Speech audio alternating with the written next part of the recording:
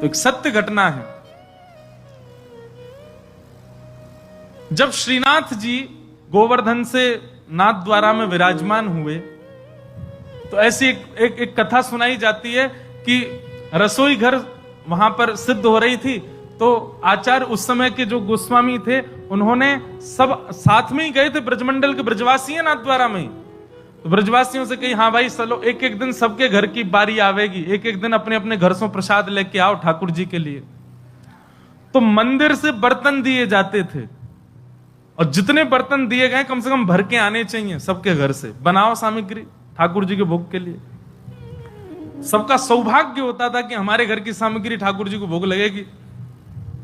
एक परिवार बड़ा अकिंचन परिवार, ज्यादा सामग्री नहीं, कुछ व्यवस्था नहीं थी, और उनके यहां थाली आई।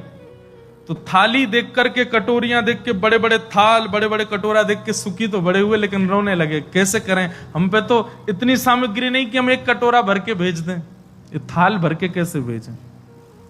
तब उन्होंने आचार्य जो उस समय के विराजते थे उनसे जाके प्रार्थना की, भगवान आज हमारे कितना बड़ा सौभाग्य कि हमारे घर श्रीजी बाबा की थाली आई, पर हम कैसे भर के भेजें। तब आप श्री ने महाप्रभु श्री वल्लभाचार्य जी का स्मरण करके आज्ञा की कि महाप्रभु जी कहते हैं प्रत्यक्ष सेवा से भी ज्यादा अधिक ठाकुर जी मानसी सेवा को स्वीकार करते हैं। आपके घर में अगर सामग्री नहीं है तो मन में भावना शुद्ध करके, मन में एक एक सामग्री को निर्माण करके और पात्रों का स्पर्श करके उस सामग्री को पात्रों में पधराते जाओ।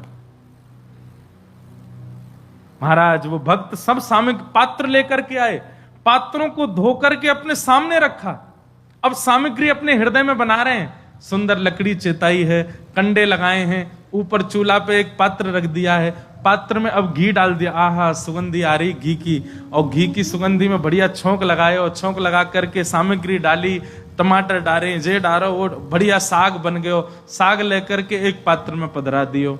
अब दूसरे पात्र में खीर बनाई है, खीर बना करके एक पात्र में पधरा दे। अब ठाकुर जी को बढ़िया हाथ की रोटी बनाई है, बाजरे की रोटी बनाई है, सब मन में चिंतन करते जा रहे हैं और बाहर प्रत्यक्ष जो थाल आए हैं उनका केवल स्पर्श करते जा रहे हैं। हाँ ये सामग्री इसमें, ये चटनी इसमें, अचार इसमें, कड़ी इसमें, खीर इसमें, मिष्ठान इसमें, दूध भोग की सामग्री इसमें, और सब भाव इतने शुद्ध मन से, इतने भाव से व्यवस्थित किए। महाराज की मानसी में सोचते सोचते उनको चिंतन हो रहा है कि सामने अग्नि जल रही है, उसकी लपट मोतक मोकू अनुभव है रही है, सामग्री जो बन रही है वाकई सुगंधी कैसी है, इलायची और केसर डालवे पे सुगंधी भी उनको अनुभव है रही है। नेत्र बंद है, मानसी भाव से खाली थालन को स्पर्श करते जा रहे हैं। तभी पत्तल लेकर के आए, वस्त्र लेकर के आए, सब थालन के ऊपर पत्तल और वस्त्र ढक दिए।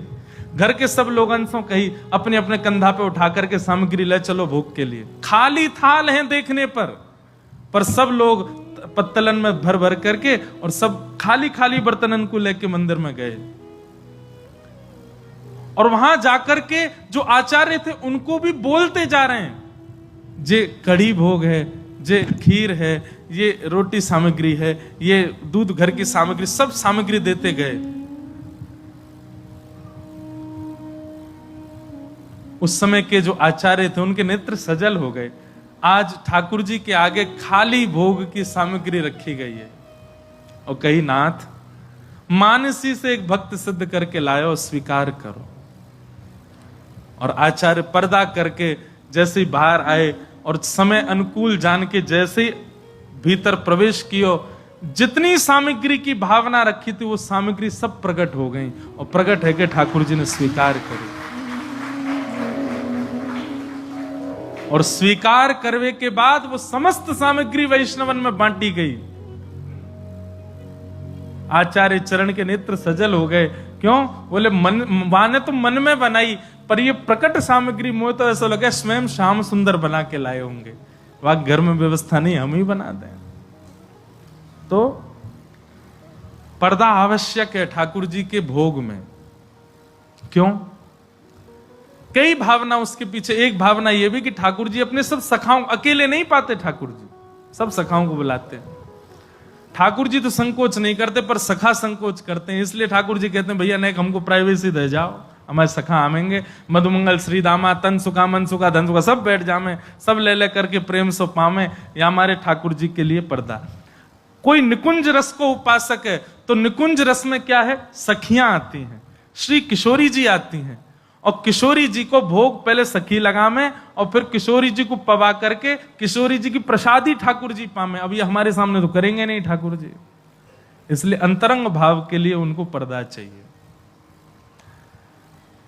तो निश्चित है भोग के समय अनोसर किया करो, और यदि पर्दा की व्यवस्था नहीं है तो भुजा से ही, अब जैसे कल परसों एक उत्सव था तो वहां पे उनके ठाकुर जी का उत्सव था, हम आरती करने की, मेरी आदत में तो आरसी दिखाऊं ठाकुर जी, तो आरसी नहीं थी वहां पे, तो हमने भुजा की आरसी दिखाई, लो लाल जी, और फिर भुजा की आरसी दिखा के फिर स्वयं भी देखें, हाँ बढ़िया सुंदर लग रहे हो। तो भावना बहुत प्रधान है भक्ति में, वस्तु प्रधान नहीं, व्यंजन प्रधान नहीं, भावना प्रधान।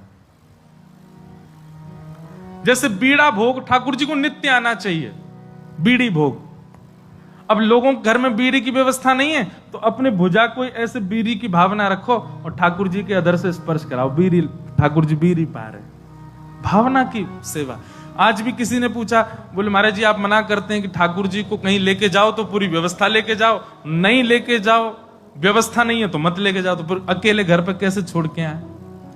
भावना, भावना करो, हे यशोदा मैया, हे नंद बाबा, हे सब सखाओं, हे सब सखियों, हे सब ब्रजवासियों, अब जे घर आपको है, 3 दिन के काजे हम जा रहे हैं, खूब उधम मचाओ, सब आ जाओ, जे रही रसोई, यहाँ पे आटो रखो, यहाँ पे दाल रखी है, यहाँ पे सामग्री रखी है, हे यशोदा मैया, जब जब लाला को भूख लगे आप बना के पवाए दियो, हम 3 दिन के काजे जा रहे हैं।